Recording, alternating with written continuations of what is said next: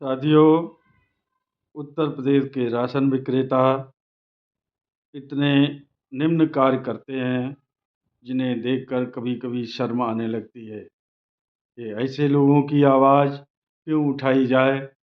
अभी मुझे कुछ दिन पहले एक वीडियो मिला। ये देखिए, यहाँ पे लेबर की व्यवस्था नहीं है। हमारे असगर भाई खुद अपना जो है माल उतार रहे हैं बेचारे ट्रक से, और अपना जो है डोर स्टेप का मतलब है डोर स्टेप तक पहुँचना माल। यहाँ कोपरगंज में खड़े कर दिया ट्रक और सारे कोटेदारों को यहाँ बुलाया जा रहा है। आइए साहब, माल ले जाइए। ये हमारे ट्रक ड्राइवर साहब खड़े हैं, जिसमें हमारे राशन विक्रेता भाई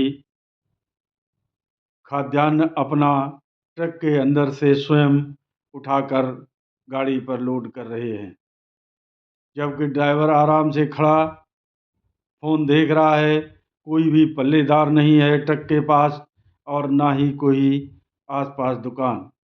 जबकि हम लगातार ये कहते आ रहे हैं कि हमारे राशन विक्रेता भाई अपनी दुकान पर बैठें, जो भी खाद्यान्न आए उसे अपनी दुकान पर लें और रिसीव करें, परंतु ऐसा होता नहीं दिख रहा है।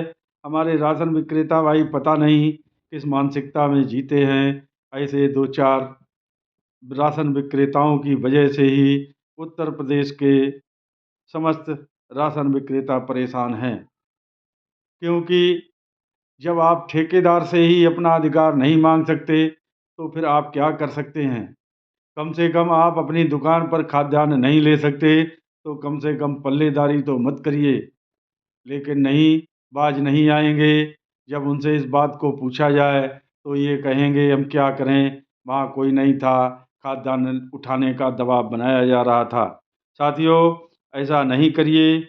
मेरी आपसे रिक्वेस्ट है कि आप अपनी दुकान पर बैठिए। खाद्यान्न जब भी ट्रक लेकर आए किसी कीमत पर उसके साथ मत जाइए, क्योंकि इसी दिसंबर में 20 तारीख को जब खाद्य सचिव महोदय से बैठक हुई थी, तब उन्होंने भी स्पष्ट रूप से कहा था, डोर स्टेप का मतलब है कि आपकी दुकान पर खाद्यान्न पहुँचेगा।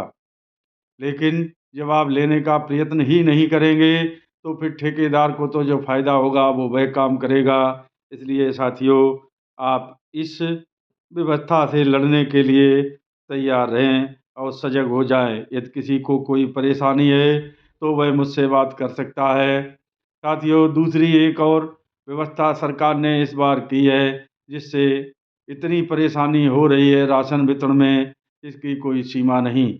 दिन भर में 25-30, बहुत ज़्यादा 50 कार्ड लग पाते हैं, जबकि आप लगातार अंगूठा लगाने के लिए मशीन के पास बैठे रहें। कभी अंगूठा नहीं लेता, कभी फेल हो जाता है, कभी सर्वर चला जाता है, कभी सर्वर की स्पीड इतनी धीमी होती है कि एक-एक राशन कार्ड 10-10 मिनट में खारिज हो पाता है। ऐसा इसलिए हो रहा है साथियों, मैंने जब पता किया तो पता चला कि केवाईसी भी साथ में हो रही है, जबकि शासन पिछले कई महीनों से ये कहता आ रहा है कि केवाईसी को साथ-साथ इसलिए नहीं चला रहे हैं कि डाटा और सर्वर काम नहीं करते। इस बार क्यों इस व्यवस्था को साथ में किया गया, यह समझ से परे है, लेकिन हमारे राशन विक्रेता भाई चुपचाप बैठे हैं, कोई इसके विषय में आवाज़ उठाना नहीं चाहता। साथियों, आज भी मैंने अपनी दुकान पर बैठकर 42 कार्ड सुबह से शाम तक लगाए। ऐसी व्यवस्था से तो इससे कहना ये पड़ रहा है कि इससे तो मशीन बंद करके बैठ जाना चाहिए, चाहे राशन बटे या न बटे। साथियों, मैं इस माह लखनऊ जाकर खाद्य आयुक्त जो नए हैं उनसे भेंट करके इस विषय में ज़रूर बात करूँगा कि जब वितरण के बाद बायोमेट्रिक का काम ई-केवाईसी का लिया जाता था, तो फिर इस बार इसे साथ-साथ में क्यों जोड़ा गया।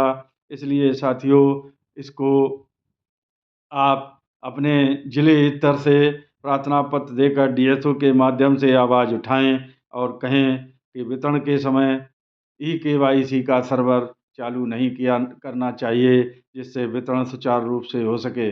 मुझे ऐसी परिस्थितियों में नहीं लग रहा है कि इस बार वितरण 25 जनवरी तक पूर्ण संपूर्ण हो पाएगा। साथियों, यदि और कोई समस्या हो तो मुझे अवगत कराएं, क्योंकि ये नए आयुक्त महोदय से भेंट वार्ता होगी। धन्यवाद, नमस्कार, जय हिंद, जय भारत।